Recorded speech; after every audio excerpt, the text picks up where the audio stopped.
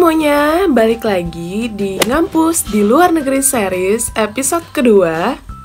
So ya, buat teman-teman yang belum tahu, perkenalkan dulu, nama aku Niputu Chandra Primamurti. Saat ini aku adalah seorang mahasiswa pasca sarjana atau postgraduate atau mahasiswa S2 di University of Queensland, Australia. Oke, jadi untuk sistem video ini, aku akan jawab aja pertanyaan-pertanyaan yang udah kalian komenin di salah satu postingan aku di Instagram. So, thank you so much buat teman-teman yang udah komen di postingan itu. So, ya langsung aja ke pertanyaan pertama.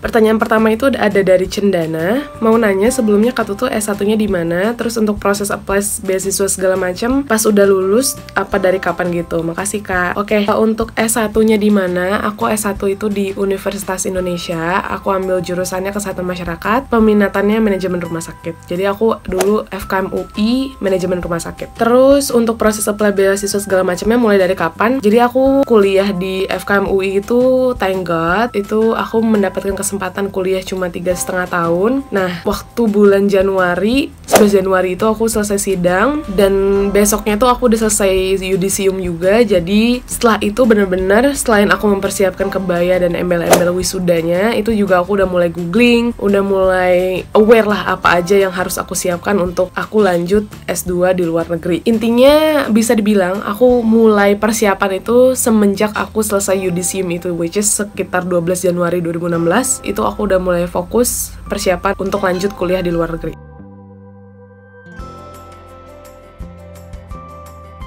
Selanjutnya ke pertanyaan kedua, ini dari Iki Aulia, persiapan IELTS-nya berapa lama Kak biar kita bisa jago bahasa Inggris? Kakak beasiswanya apa dan cara dapetinnya gimana? Untuk beasiswa nanti aku akan jelasin setelah ini ya. Terus izin nanya tadi itu nilai minimal IELTS-nya berapa, terus memang harus IELTS atau bisa TOEFL, dan gimana preparation Tata buat IELTS. Jadi preparation IELTS itu aku mulai dari bulan Februari, karena Januari ke Februari kan aku sambil nyiapin embel-embel buat wisuda itu. Jadi aku fokus bulan Februari itu mulai preparation IELTS. Aku ikut juga les di lembaga preparation IELTS di 2 tempat, yang satu 3 bulan, yang satu cuma 2 minggu 2 minggu apa 8 hari gitu, aku lupa. And then aku juga dari kecil udah les bahasa Inggris, jadi dari TK aku memang udah terpapar sama bahasa Inggris. Jadi kenapa aku bisa secepat itu mau mengambil keputusan mau les di preparation IELTS, karena yaitu aku merasa basic aku udah cukup buat bahasa Inggris, jadi aku langsung aja preparation IELTS. Dan oh ya, buat teman-teman yang mungkin kita juga pasti pernah merasa lah bahasa Inggrisnya masih kurang, teman-teman mendingan memperbaiki atau memperbagus dulu bahasa Inggrisnya, kayak seputar grammar, seputar pronunciation, speaking, dan lain sebagainya itu diperbaiki dulu. Kalian belajar dulu basic-basic ya bahasa Inggris, barulah kalian ikut yang namanya preparation IELTS. Kenapa? Karena di preparation IELTS itu kalian benar-benar nggak menyentuh lagi tuh yang namanya grammar. Pokoknya yang basic-basic itu nggak disentuh lagi. Itu benar-benar fokus langsung ke reading, listening, terus ke apalagi writing, speaking. Pokoknya benar-benar fokus tips dan triknya menghadapi ujian IELTS tuh kayak gimana. Berapa lama aku persiapan IELTS? Bisa dibilang aku dari Februari sampai bulan Juni. Jadi aku tes tuh bulan Juni, Februari, Maret, April, Mei, Juni. Jadi sekitar 5 bulan aku persiapan IELTS, 5 bulan. Tapi yang intensnya itu aku mulai Mei sampai Juni. Jadi benar-benar intensnya tuh kurang lebih selama 2 bulanan gitu. Enggak sih, pertengahan Mei sampai pertengahan Juni gitu, karena aku tes IELTS pertengahan Juni, jadi sekitar sebulan yang bener-bener intens. Aku nggak akan bicara banyak soal 3 bulan, 4 bulan pertama aku belajar IELTS itu. Aku bakal fokus sama 1 bulan itu. Jadi selama 1 bulan itu aku bener-bener sadar kalau IELTS itu kita nggak bisa cuma mengandalkan dari tempat les saja. Kita harus juga belajar sendiri, ngerjain soal sendiri, latihan sendiri. Nah, menurut aku kunci IELTS tuh dari situ, belajar sendiri. Selama 1 bulan itu bener-bener aku intensif, nggak cuma di tempat les dari pagi sampai sore, tapi bener-bener Sabtu Minggu pun aku belajar IELTS juga. Selama sebulan tuh kurang lebih aku ngerjain 11 buku IELTS yang isinya satu buku itu kurang lebih 4 set soal. Jadi aku sebulan tuh ngerjain 44 set soal, karena aku pengen aku ready buat ambil tes IELTS beneran. Karena kalian tahu sendiri kan, tes IELTS tuh mahal. Waktu 2016 tuh kalau aku nggak salah sekitar 2,5 jutaan gitu. Itu mahal, dan aku nggak mau ngeluarin duit lagi karena sebuah tes IELTS gitu. Jadi aku bener-bener belajar keras banget waktu itu. Jadi bener-bener sebulan itu bener-bener intensif banget aku belajar IELTS. Jadi kalau ditanya berapa lama aku persiapan IELTS, aku berarti kurang lebih 5 bulan. Dengan yang intens banget itu aku selama sebulan terakhir. Terus apakah memang harus IELTS atau bisa TOEFL? Jadi gini, IELTS sama TOEFL kan beda. Kalau kampus aku yang sekarang juga menerima TOEFL, pilihan aku lebih ke IELTS karena banyak juga perbincangan sama temen aku kalau TOEFL. Jadi TOEFL-nya bukan yang paper base yang jawab soal apa sih yang grammarnya dibenerin, bukan yang itu TOEFL yang diambil, tapi TOEFL-nya IBT, which is kata teman-teman itu lebih susah daripada IELTS. Jadi aku nggak mau mikir susah banget lah, langsung aja IELTS katanya lebih mudah daripada si TOEFL IBT itu katanya. Jadi apakah memang harus IELTS atau bisa TOEFL? Balik lagi pertanyaannya, sebenarnya itu tergantung kampus, tergantung negara, tergantung preferensi kita mau yang mana. Pertanyaan selanjutnya ini dari CHNTMI. Kenapa pilih di Aussie atau di Univ tempat kakak kuliah sekarang? Jadi kenapa pilih Aussie? Jadi dulu waktu SMA, balik lagi di 2011, aku punya kesempatan buat student exchange atau pertukaran pelajar ke luar negeri gitu.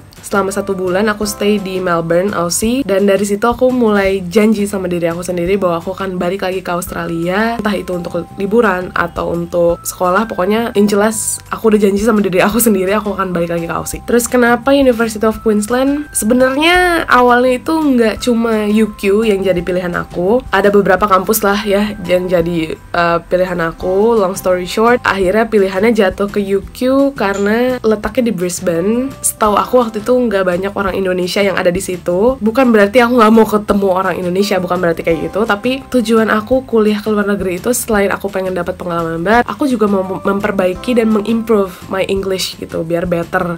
Jadi kalau aku pilih suatu kota yang banyak orang Indonesianya, berarti aku nggak akan improve bahasa Inggris aku dong. Jadi aku mikirnya waktu itu kayak gitu, akhirnya aku pilihlah Brisbane. Destinasi aku udah aku kerucutin dari Australia yang gede jadi Brisbane. Di situ aku lihat-lihat lagi, mulai dari reputasi kampus, mulai dari fasilitas yang diberikan kampus. Yang menurut aku paling oke itu University of Queensland dari segi reputasi, fasilitas dan lain sebagainya. Jadi kenapalah itu aku pilih Aussie dan UQ. So ini ada pertanyaan selanjutnya, ini ada Arafni R. Kak Tutu ikutan nanya, di UQ kakak ambil jurusan apa? Gimana cara menghilangkan kegalauan mau ngapain setelah lulus S1 kak? Galau antara langsung S2 atau kerja dulu? Oke, jadi di UQ aku programnya itu Master of Business.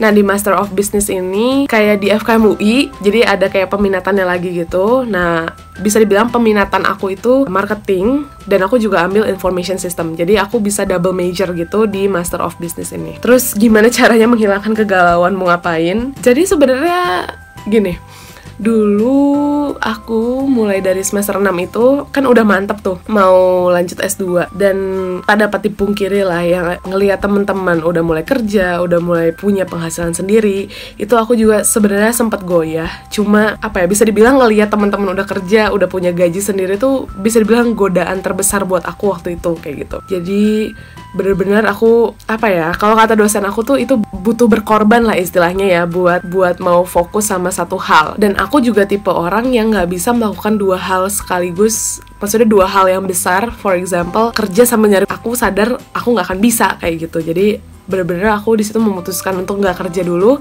dan langsung persiapan buat IELTS. Jadi cara menghilangkan kegalauannya gimana? Kalau aku waktu itu ngobrol-ngobrol sama teman-teman terdekat, ngobrol sama pacar juga, ngobrol sama senior yang udah kuliah ke luar negeri, terus ngobrol juga sama orang tua tentunya kan, ngobrol sama dosen pembimbing, terus considering sama diri sendiri maunya apa, lebih condong kemana. Pasti dari semua itu pasti ada kan yang lebih condong, pasti yang mana. Akhirnya keluarlah keputusan, oke, gue akan lanjut sekolah ke luar negeri. Selanjutnya ada pertanyaan dari Amira Dea. Kak Tutu kenapa milih University of Queensland? Itu tadi udah dijawab. Jelasin syarat masuk gitu-gitunya dong kak. Oke. Jadi untuk syarat masuknya itu gimana? Yang aku ingat tuh yang jelas IELTS. IELTS tuh minimal 6,5 overallnya. Tapi untuk keempat skill itu nggak boleh ada yang di bawah 6. Kalian juga harus tahu tiap kampus, tiap jurusan, tiap negara itu beda-beda syaratnya. Udah sih yang menurut aku krusial tuh syarat-syaratnya IELTS, GPA. Terus yang perlu perlu dipersiapkan tentunya surat rekomendasi dari dosen, surat rekomendasi dari fakultas. Aku juga waktu itu sempat minta ya transkrip nilai, ijazah,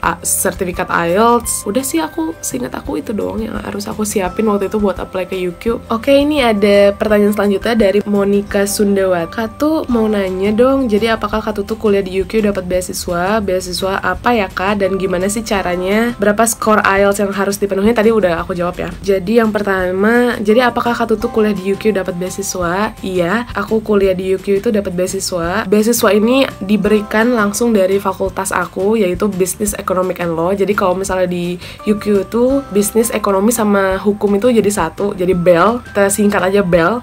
Jadi aku dapat beasiswa itu dari BEL faculty-nya. Terus nama beasiswanya apa? BEL Indonesia Scholarship. Jadi bener-bener emang beasiswa ini ditujukan buat mahasiswa yang masuk ke fakultas Business Economic and Law tadi, sama dari Indonesia. Kayak gimana caranya? Pertama itu yang namanya nyari beasiswa kan semua orang tentunya mau apply beasiswa kan. Jadi aku bener-bener cari alternatif lain selain beasiswa yang memang udah famous banget di Indonesia kan banyak ya. Aku cari alternatif lain, kira-kira yang mana ya yang bisa aku apply, yang mungkin ngelihat probability-nya lebih besar untuk keterima kayak gitu. Aku mikir waktu itu kayak gitu. Aku googling, aku lihat juga di website kampusnya, di website UQ. Jadi memang kalau di UQ itu ada website khusus untuk kasih tahu ada beasiswa apa aja yang sedang berlangsung. Nah, aku lihat di situ dan ada yang khusus buat fakultas aku, which is BEL tadi, dan khusus untuk orang-orang yang berasal dari Indonesia. Wah, menarik nih. Akhirnya aku apply, bikin personal statement, aku bikin, pokoknya waktu itu persyaratannya cuma unconditional letter, which is kita udah keterima di kampus tersebut, sama bikin personal statement sama essay. Terus sekitar 2 minggu atau 3 minggu kemudian, akhirnya aku dapet email yang menyatakan bahwa aku mendapatkan beasiswa tersebut. Aku juga nggak nyangka sih bisa dapat beasiswa itu, ngerasa wah gila gitu kan, dapat beasiswa. Wah, waktu itu kayak bener-bener ini mimpi nggak sih gue dapat beasiswa gitu ke luar negeri. Itu juga salah satu faktor yang bikin aku makin mantap mau ke UQ karena aku dapat beasiswa. Tips and trick buat beasiswa sebenarnya aku waktu itu aku nggak mempersiapkan secara khusus, tapi aku bener-bener all out banget waktu ngerjain essay sama personal statement karena itu salah satu syarat untuk apply beasiswanya kan. Jadi aku bener-bener spending almost like a week gitu bener-bener ngerjain essay sama personal statement juga. Pertanyaan selanjutnya ini ada dari Nabila Disti. Ada kendala gitu nggak Kak selama studi di sana? Kendala sih enggak ya, karena aku misalnya kalau merasa kesusahan, aku langsung aja kontak orang dari UQ-nya, kayak dari departemennya atau jurusan akunya gitu. Langsung aku bilang aja, ada kesulitan nih di bagian X, gimana ya caranya, aku harus apa. Itu benar-benar dibantu banget, karena benar-benar orang-orang dari UQ-nya itu benar-benar helpful banget kalau kita kesusahan. Apapun pertanyaan kalian tuh bakal dijawab sama orang UQ-nya gitu. Mau pertanyaan bodoh sekalipun itu pasti bakal dijawab. Mungkin kendalanya adalah aku belum get used to Australian accent. Jadi waktu pertama kali datang ke sini, waktu di airport dan lagi di supermarket sih it's not a problem gitu kan. Tapi waktu kuliah itu bener-bener kaget banget. Jadi begitu nyampe di kelas, dosennya nerangin, itu aku agak susah nangkep apa kata mereka gitu waktu awal-awal. Karena aku nggak biasa dengan aksennya. Tapi luckily jadi di UQ ini dia menyediakan lecture recording, jadi rekaman dari kuliah sebelumnya gitu. Jadi aku dengerin aja dari situ, dengerin sambil latihan, sambil getting used to Australian accent. So dari situ lama-lama jadi kebiasa. Semua fasilitas yang digunakan UQ itu bener-bener ngebantu aku banget gitu. Jadi kalau misalnya merasa kesusahan, tinggal nanya aja sama orang departemen atau orang jurusan, itu bener-bener dibantu banget. Pokoknya bener-bener helpful deh orang-orang di UQ itu. So, itu dia tadi aku menjawab pertanyaan teman-teman seputar kuliah di luar negeri. Kalau misalnya kalian masih punya pertanyaan, kalian bisa tulis aja di komen di bawah. Sorry banget buat teman-teman yang pertanyaannya belum aku jawab, karena aku nggak mau bikin video ini terlalu lama. Thank you so much buat teman-teman yang udah nonton video aku sampai habis. Jangan lupa like, comment, subscribe, dan share video ini ke teman-teman kalian. Dan jangan lupa juga untuk follow semua sosial media aku. Aku akan taruh linknya di description box. Oke, thank you so much for watching. Sampai ketemu di Ngampus di Luar Negeri series episode selanjutnya. Bye!